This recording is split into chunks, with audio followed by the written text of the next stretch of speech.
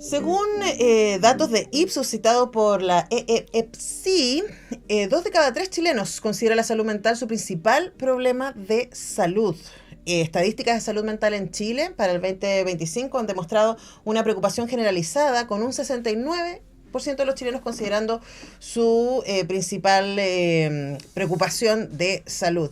La soledad es uno de los grandes temas, la depresión es uno de los grandes temas, y la ansiedad está entrando ahí como con muchísima intensidad, apareciendo con síntomas en el 25,8% de la población, pero con una mayor prevalencia en las mujeres, con un 35,5%. Son tiempos inquietantes, son tiempos con mucha incertidumbre, y además son tiempos de muchas expectativas. Y para hablar de todo eso, estamos con Gabriel Urzúa, doctor en psicología, ex decano de psicología, actual vicerrector académico de UNIAC. No nos abandones, Gabriel, no me vengas con cosas. Y vamos a invitar también a la nueva decana de psicología. Tenemos una muy buena decana. Va a ser también parte, pero tú no creas que te vas. Experta en bienestar. Pero en bienestar. En bienestar, sí, pues vea justo. No, la vamos a invitar, pero tú igual te vas a seguir siendo. No, yo encantado. Invitado de este. Es un espacio que me oxigena. Fíjate. Sí, nos hace bien. Es que además lo que estábamos hablando antes con la Carolina de Congreso Futuro, ¿no? Es como. En estos tiempos de profunda incertidumbre, si algo nos hace bien es compartirla y encontrarnos a compartir preguntas, no necesariamente soluciones, ¿no? Y quizás partir el año haciendo eso puede ser un buen ejercicio. Hablemos de eso, a ver, el 3 de enero de este año partió brutal. Y cosas que ya se nos venían haciendo bastante dolorosas. Me acuerdo, nuestra primera conversación, el 5 de mayo del 25, tuvo que ver de cómo nos cuidamos en un mundo hostil. Y cuando los discursos de odio ya están defendidos desde las presidencias, ¿no? Luego, 3 de enero del 26, mira cómo partimos el año. Sí. Solo una pequeña primera precisión. No, muy chiquitita. Yo soy doctor en educación, no en psicología. Y siempre lo digo así, claro. Qué bonito, es bonito el cruce. Sí, soy magíster en psicología, convención en psicología comunitaria, y soy doctor en educación. ¿Sí? Bueno. Yo, sí, pues, siempre lo he señalado acá, que yo, sí, amo la psicología, ¿cierto? Pero también otras derivas que yo creo que le aportan mucho a la disciplina, que yo creo que es importante decirlo, un rol histórico de la psicología es trabajar en estanco, sí, ¿no? Y con un poder soberano además bien complejo. Entonces por eso yo trato de instituir otros elementos ahí que son culturales, políticos también. Y que tienen que ver todo sociales, con esta conversación. O sea, el problema no es individual. No es individual. Yo creo que esa cuestión hay que hacer majadero y ultra mega majadero. De hecho, pensaba, a propósito de mientras tú hablabas y de la consigna que me propusiste en la semana para discutir hoy día, del momento histórico o del espíritu de la época. Porque yo creo que esto ayuda cuando situamos la conversación en este contexto, y en contexto global, ni siquiera regional ni local. Se acabaron los grandes relatos, y eso no es una entelequia decirlo, no es solamente una declaración.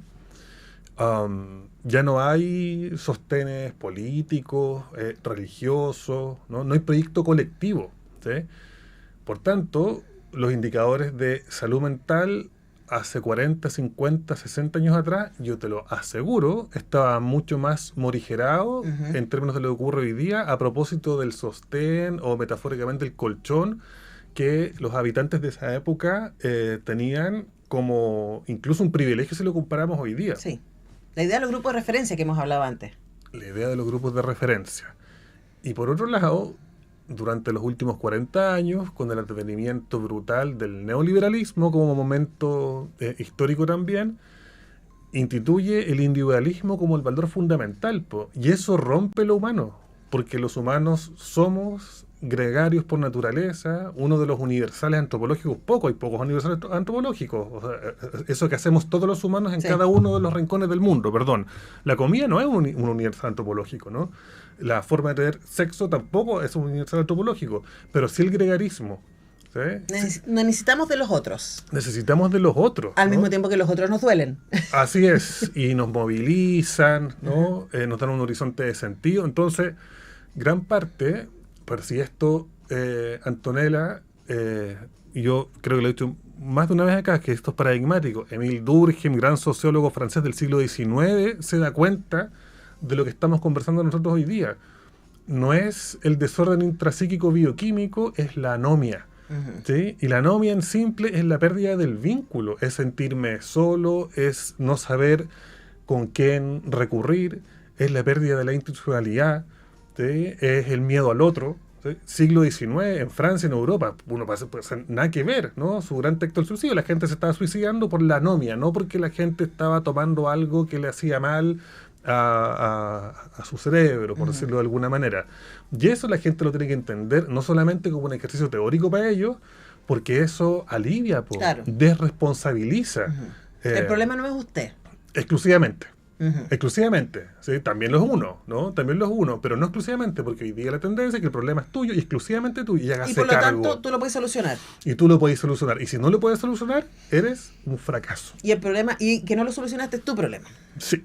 Ahora, yo creo que uno de los conflictos que tenemos hoy día pensando en Durkheim y en lo que tú traes, Gabriel, tiene que ver con el doble discurso. O sea, por un lado sabemos que somos gregarios, sabemos que Mm. necesitamos del otro y que los vínculos son lo que nos sostiene, especialmente en tiempos de inciertos. Pero parte de la incertidumbre actual tiene que ver con que el discurso respecto al otro es la sospecha, es el miedo, es el peligro. Ujú. Entonces, no sé si te tocó, nosotros hablamos, de hecho con Javier hablamos de eso también, de lo difícil que fueron este año los encuentros familiares. Siempre lo son, ¿no? De final de año, esas cenas con gente que es familia, pero que uno trata de no ver tanto porque se va a poner a discutir. Y especialmente después de las elecciones, esa otredad diferente ha sido muy difícil de manejar.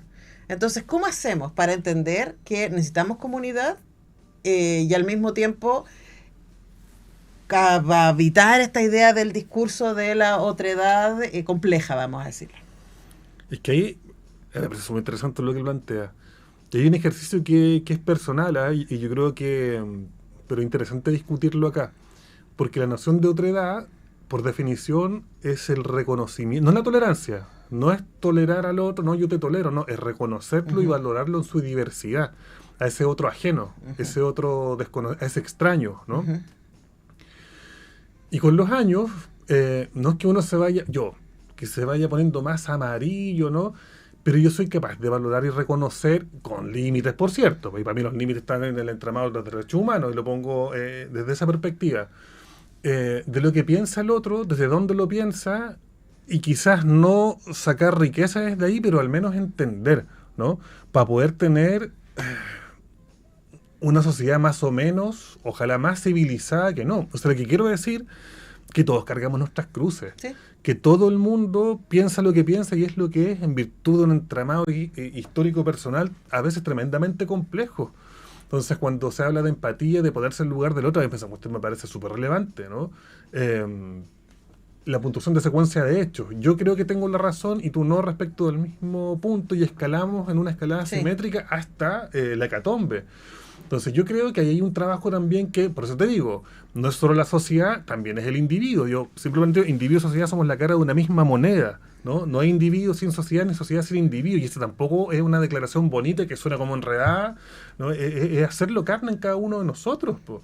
O sea, tengo una responsabilidad también, ¿no? No es que no, es la sociedad nomás, pues entonces como vivimos en el mundo neoliberal, yo soy competitivo porque yo no, pues yo me tengo que hacer cargo y poder también generar prácticas de resistencia que son cotidianas y a veces son las más potentes. Ahora, antes de ir ahí, una pregunta respecto a la crisis de empatía que estamos teniendo, ¿no? Y esta cosa de parapetarse en las creencias, ¿no? Porque uno podría decir, dale, ya, no es tan importante tener razón.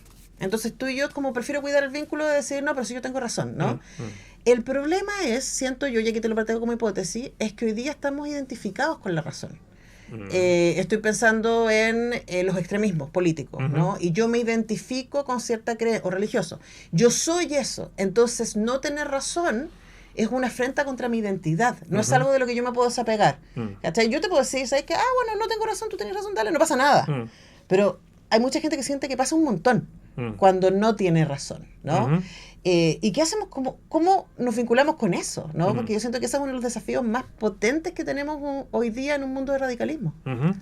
Es que eso yo lo que quería plantear, y que es un ejercicio tremendamente potente, en términos de cómo reconocer el otro como un legítimo otro, por decirlo de alguna manera. Pero eso no es solo... Yo ojalá que la gente lo pueda tomar de esa perspectiva, no es solo una declaración bonita, es un tremendo ejercicio personal, subjetivo, histórico de desarmarme, de rearmarme, Eh, y yo creo que, como siempre lo planteo acá, tenemos nosotros una responsabilidad también tremenda en ese sentido. Nosotros como universidad, Claro, po. O sea, yo como creo medio de que comunicación. como medio de comunicación dentro de esta universidad o la universidad dentro de este medio de comunicación, como un andamiaje súper complejo, donde el propósito, cuando uno dice formar buenos estudiantes, tiene que ver con eso, po. O sea, tiene que ver precisamente con eso, no con llenar de contenido la cabeza de los estudiantes, como esa educación bancaria que decía Paulo Freire, de depositar elementos, que es fantástica esa metáfora y terrible al mismo tiempo, de los años 60, 70, pero que hoy día al parecer se ha movido muy poco la aguja, todo lo contrario. Es pensar y reflexionar críticamente en relación a fenómenos tan complejos como respecto al otro, que esa es una discusión ética, no es moral. Ujú. No es moral, yo siempre le planteo a los estudiantes, para los sacerdotes es súper fácil, la Biblia dice todo lo que hay que hacer en términos de lo bueno y lo malo. El trabajo con el otro está plagado de dilemas, ¿no?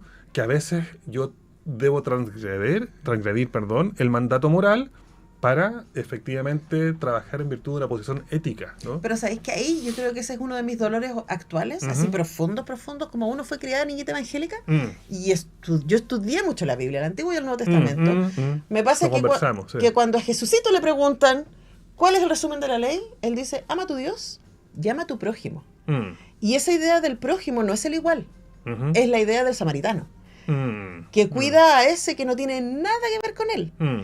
Y a mí uno de mis dolores actuales profundos es que la gente que se guía desde la moral está abandonando esa lectura que se supone que es el resumen. Estoy completamente de acuerdo. ¿Cachai? Y a mí me duele Estoy, profundamente estoy eso. completamente de acuerdo. De hecho, yo hacía alusión más bien a lo actual que al origen, po. Sí, Pero el origen es eso. O sea, es el como si tú me origen vas a es hablar ese, po. desde la moralidad cristiana. Esa es la Sí, moralidad estoy cristiana, súper el de buen acuerdo. samaritano. Completamente de acuerdo. Y claro, y también estoy pensando en esta cantidad de ¿qué vamos a decir? Ejercicio de extremar el argumento. Yo no sé qué tipo de malabares se pueden hacer para pensar que gente que es demostradamente egoísta, como Trump, ponte tú, es un hombre de Dios. Mm. Que es algo que las iglesias, muchas iglesias conservadoras Mm. en Estados Unidos están diciendo. Entonces uno dice, uy, qué difícil ahí, ¿no?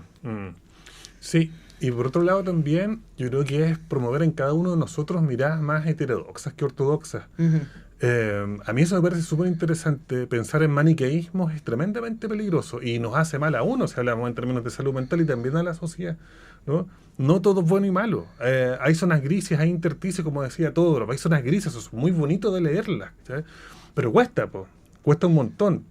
E insisto, ahí nosotros tenemos una responsabilidad tremenda, no solo con los jóvenes, sino con nuestros compañeros de trabajo, con nuestras parejas, con nuestros amigos, con nuestras familias. Hay un trabajo que es soterrado, pero que es mucho más potente, diría yo, que lo otro. Que no es antinómico, ¿no? Que no es antinómico.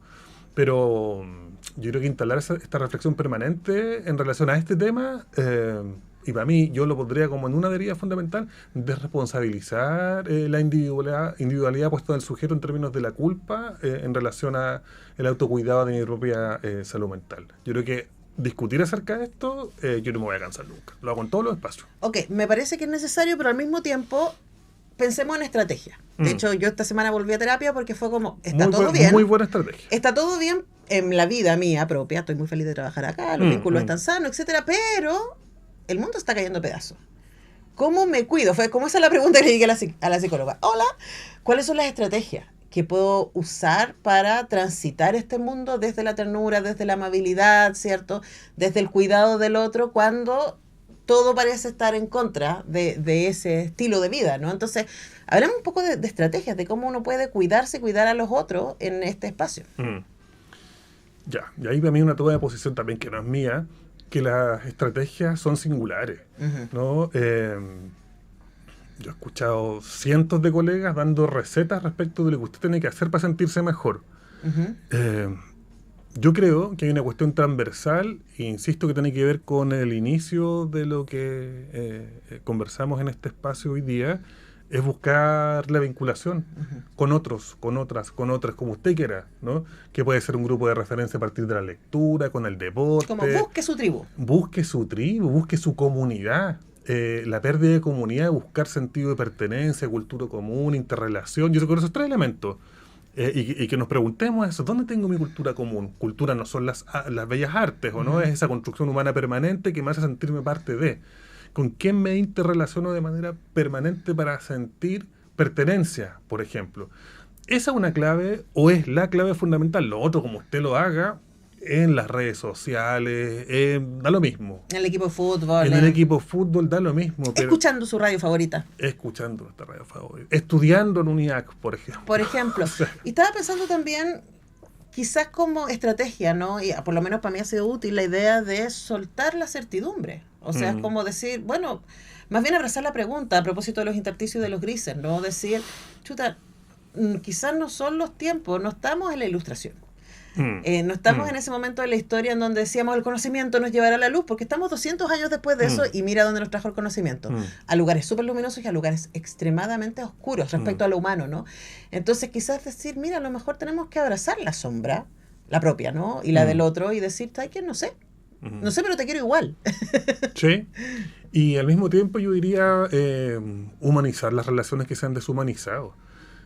Cuando hablamos acá en la universidad de un humanismo para el siglo XXI, que es un significante súper polisémico, que estamos en una discusión, yo diría, bien fecunda hoy día, para mí, una de las teorías fundamentales es dejar de ocupar al otro como un instrumento para mis propios fines. Y uno lo hace, eso de manera permanente. Y lo hace no solamente en términos del poder soberano, uno a veces lo hace con sus hijos, con sus hijas, sin darnos cuenta, con sus parejas, con los amigos, con los compañeros de trabajo, con las compañeras de trabajo, ¿no? Dejar de ocupar al otro como un instrumento para mis fines, como esa pura teología de la escuela de Frankfurt, como la razón ha sido capaz de conducir a tanta sin razón. Yo creo que ese ejercicio a mí me parece fundamental, y ahí usted busque cómo, con psicoterapia, en conversaciones con su gente más querida. Pero de nuevo haciéndose preguntas, ¿no? Es como, ¿esto que estoy haciendo es para quién? Claro. ¿Es para qué? Y el otro día tuvimos una entrevista muy bonita con Abel Bachmar, quiero decirlo bien, el autor de, perdóname Abel, el autor de Pensamiento de la Incertidumbre, que me voló bien bastante la cabeza el libro de, te lo voy a traer, libro de Neurótica. Ya. ¿No? Y esta pregunta sobre la filosofía utilitaria, o sea, es como, esto lo hago para mi bienestar o para el bienestar del otro, pero hay algo que es muy lindo, que él cita y que nos ha enseñado la neurociencia, es que ser generoso nos hace bien, así como químicamente nos hace bien. O sea, llevarle un regalo a alguien, preguntarle al otro cómo está, dar un abrazo, la oxitocina, la serotonina, ¿cierto? Todos estos químicos virtuosos nos hacen bien. Y no sé si te pasa cuando uno tiene que entrar a una discusión y ponerse en un lugar así como rígido y hablar fuerte. Yo termino siempre muy agotada, porque es como, por decirlo de alguna manera. Porque no es mi lugar natural. Totalmente. Entonces, quizás también es como entender que la amabilidad no solamente es resistencia, sino también que es un camino saludable. Absolutamente, de autocuidado. Yo, hoy día que estoy de cumpleaños... ¡Feliz cumpleaños, Gabriel Urzúa! Yo, los saludos más bonitos que he recibido están asociados a lo que tú acabas de decir. No esta cuestión como te deseo éxito de qué, ¿no? Gracias por ser tan generoso, por ser buena persona. Yo entiendo lo que me dice la gente querida en eso, ¿no? Ninguna felicitación de tu cargo, que no sé qué. Sí, en otros lugares, pero lo más profundo de mi sentido tiene que ver con eso. Y sí, pues, yo he hecho un trabajo largo y probablemente de siempre, de esos valores instituirlos como primero antes que lo otro. E incluso instrumentalmente eso da resultado. Absolutamente sí. O sea, a mí me han preguntado, ¿y cómo lo haces para gestionar equipo? Y le digo, con buena onda, escuchando al otro, pero genuinamente, porque cuando no es genuino la gente se da cuenta inmediatamente y genera refracción, ¿no? Sí, mostrando la duda y la vulnerabilidad. Totalmente. Yo creo que eso es un... Y eso en todos los espacios, con las parejas, con hijos, con amigos, en el trabajo. El trabajo es un mundo muy hostil. Uno pasa tantas horas de la vida acá que pongámosle un poco de humanidad a lo que hacemos. Las cosas siempre se pueden hacer de otra manera. Pero estaba pensando, pero puede no serlo. ¿Qué cosa? El trabajo. ¿Puede no serlo hostil? Puede no ser hostil. No sé, yo ahí soy un poquito más pesimista. Yo creo que las condiciones del trabajo actual son tremendamente hostiles. Tremenda incertidumbre, no tenemos seguridad social, un montón de elementos ahí que hacen que vivamos con el miedo al paro, como dicen los españoles, de manera permanente y de manera subjetiva. ¿Sabes? Claro, no nos damos cuenta. Estoy pensando en términos macro, pero uno puede hacer que su lugar de trabajo, su vínculo con los compañeros sea un poquito más amable. Que sea bastante más amable. Pero hay que hacer un esfuerzo, no ocurre espontáneamente, No, po. no ocurre naturalmente. Ahora quizás, y ahí lo dejo como invitación, ¿no? Puede ser también como mostrarse. Yo creo, para mí, después de 10 años de terapia, de la psicóloga dándome duros comandos, muestra que eres frágil, muestra que no sabes, muestra que te duele. Y la verdad es que yo siento que mi liderazgo y mi trabajo ha cambiado radicalmente cuando uno se tiene menos miedo a sí mismo y a mostrarse. Yo creo que eso es un... Y equivocarse. Y no pasa nada. Y no pasa absolutamente nada. Y ojalá equivocarse en lo técnico, pero no equivocarse en lo humano. Oye, Gabriel Ursúa, gracias por venir. No te librarás de comunicarte, ya lo verás, ni de Radio UNIAC.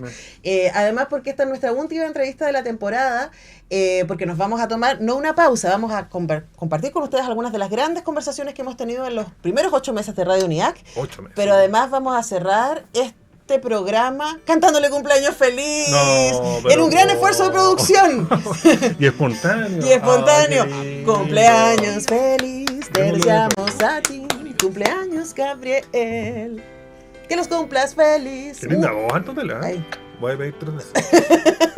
La acreditación, la matrícula. Y ser feliz. Y ser feliz. Y ser exitoso. Ay, muchas gracias. Gracias, Muriel Rivero, por la gestión. Nosotros con eso vamos despidiendo. ¿Te lo puedo llevar, por favor? Por supuesto, Ya, si es bacán. tuyo. Oye, viene tantas canciones buenas con Bere Música. Ahora a las 12 y nosotros prepárense, tenemos este fin de semana repetición de los programas y a partir del lunes una programación especial veraniega que les iremos contando en nuestras redes sociales. Vamos a seguir regalando libros durante todo el verano, vamos a seguir regalando entradas a conciertos y a teatro durante todo el verano. La Elena Muñoz ya nos dejó entradas para Aquí me bajo yo, en Soco, así que ojito con eso. Y eso, pues quédense escuchando Radio UNIAC. Gracias, Gabriela. No, gracias. Gracias, Jaime, a ustedes, gracias, por Muri. favor. Nos encontramos pronto. Chau.